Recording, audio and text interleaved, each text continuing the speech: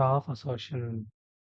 The transactions and events has been recorded in the correct accounting period. What is accounting period?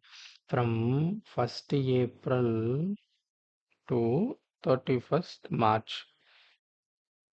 So within this period that has been there, that should be a transaction event should be recorded correctly.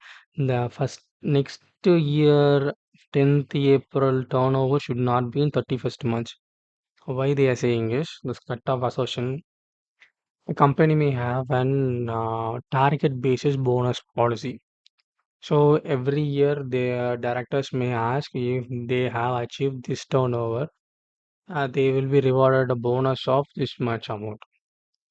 On 31st March, if their achievement, the goal is to reach 10 million, but they have achieved 9.95 million, only 0.05 million is pending.